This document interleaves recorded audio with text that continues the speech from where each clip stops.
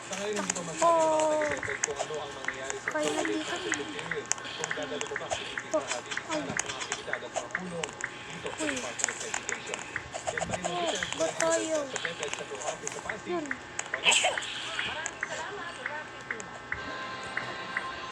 Okay, nakasakay na, nakasakay.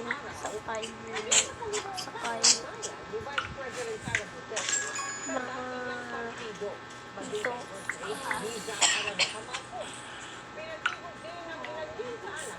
Tingnan mo yun sa baba.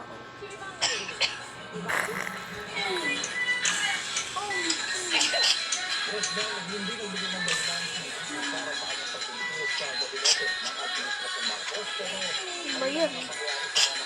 Talong nga. Ouch. Ba't namatay? Ganun. Wala, andito na tayo. Ayun sila, kasi lang. Ako ano ito?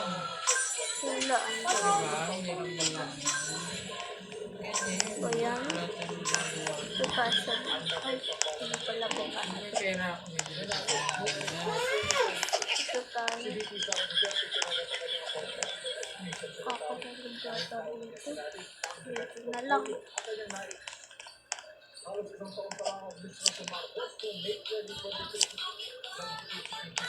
So, meron ba ako? Wala naman.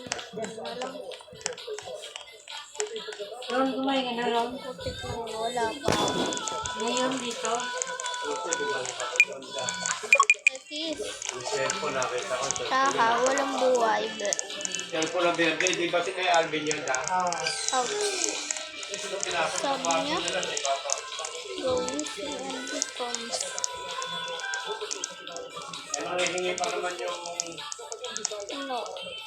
anak na Amy ng tubig dahil hindi na po pwede na ano, Oh my. bukas dahil nga ginagawa lang ko.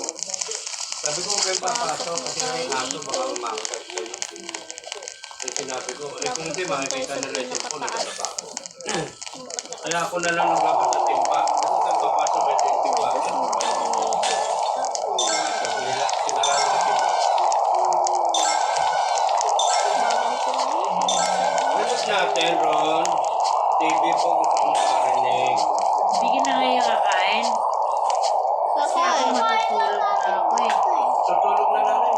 Lahat ang natin. Tulong mo konti. Tulong sa kanya sa dalawa mo. Okay. Bawala na mo. Hindi ko alam, kakadating lang natin.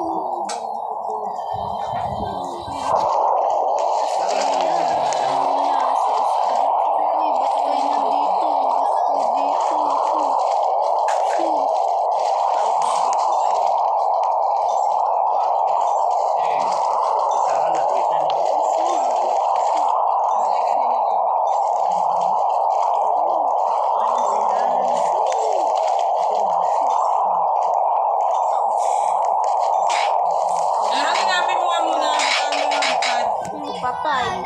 Halapin mo nga eh! Ate, ikaw dyan!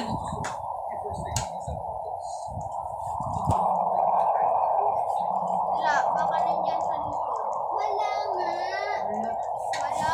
Halapin niya, wala nga. Ilalim, te.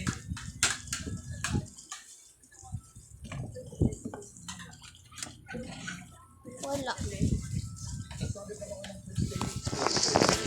Kala kanina na, Jerry. Bye-bye. O, diba? Cellphone ni... Well, maliban sa anunsyo ng bitiw na nga si VP Sara ay walang ibang detalye binigay ang Presidential Communications Office Nasaan ba kayo? usapan ng Pangulo at ng Vice ngayong hapon.